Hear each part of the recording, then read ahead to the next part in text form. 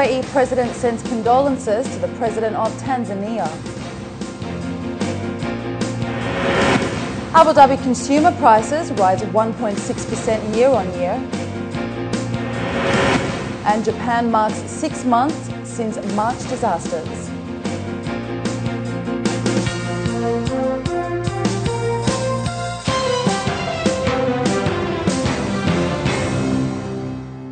This is 7 National News. In our top story this evening, President His Highness Sheikh Khalifa bin Zayed Al Nahyan has sent a cable of condolence to the President of Tanzania on the victims of the ferry that sank off the Tanzanian coast, killing nearly 200 people. Sheikh Khalifa expressed his sympathy with the families of those who died in the tragic accident.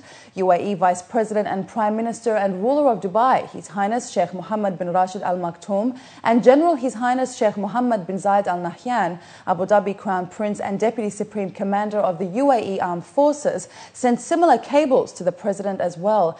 At least 192 people drowned when an overloaded ferry capsized off East Africa as it sailed from Zanzibar to Pemba Island in Tanzania's worst maritime disaster in at least 15 years.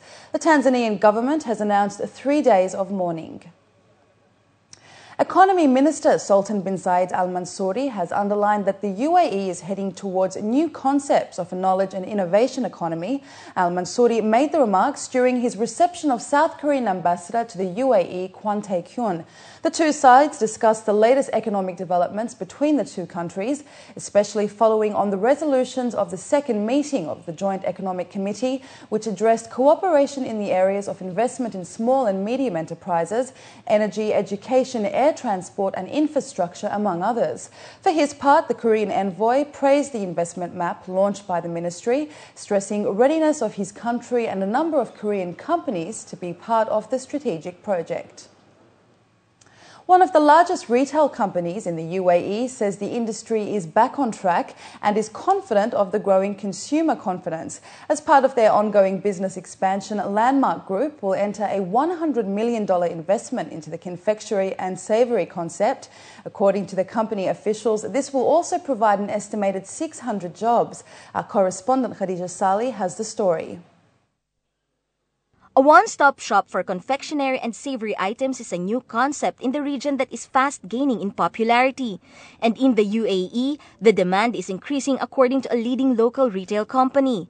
Landmark Group officials say the last financial year saw a 24% growth in their overall business.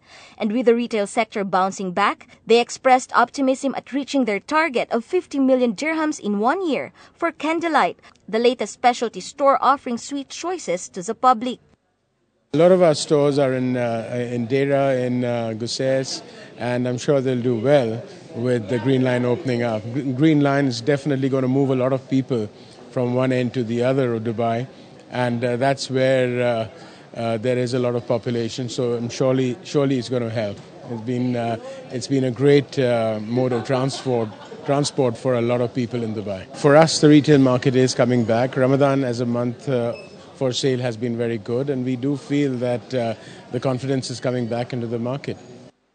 23 stores will be opened by the end of the year in the UAE alone, and a total of 50 across the region in the next 15 months.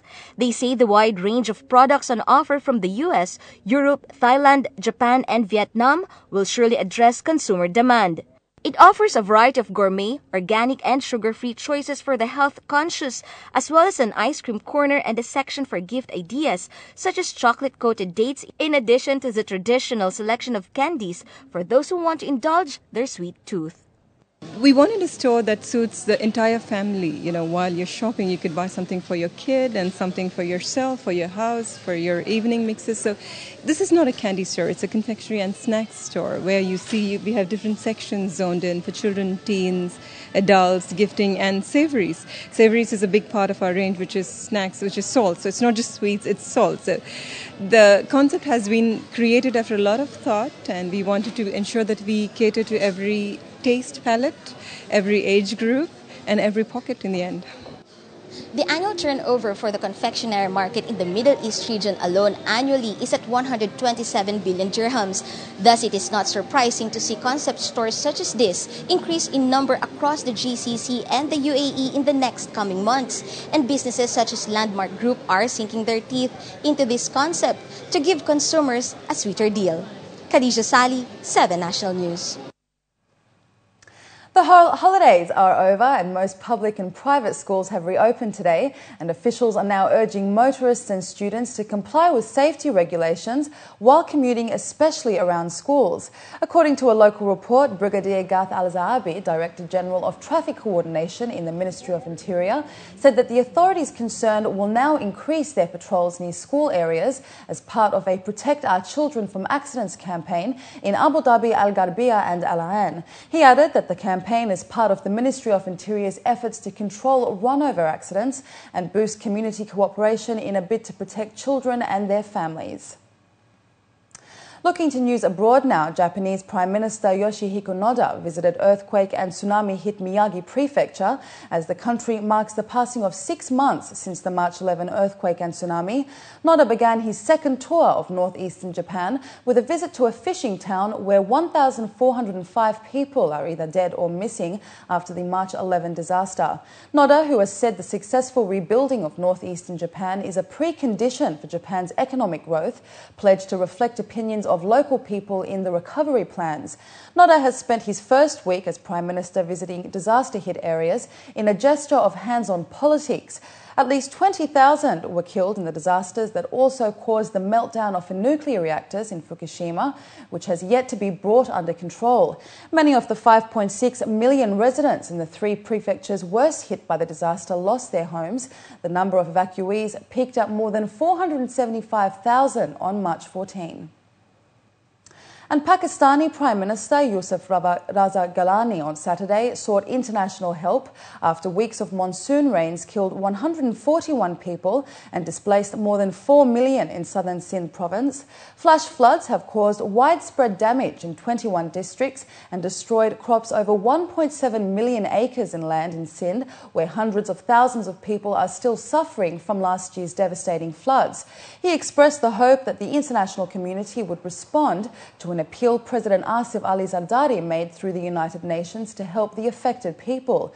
Gilani also appealed to Pakistan's people to support the government's efforts in the affected areas.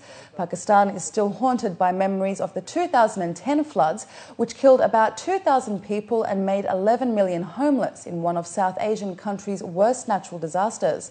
More than a year later, over 800,000 families remain without permanent shelter, according to aid group Oxfam, and more than 1 million people need food assistance, mostly in Sindh. And up next, we have the day's business news, so stay with us.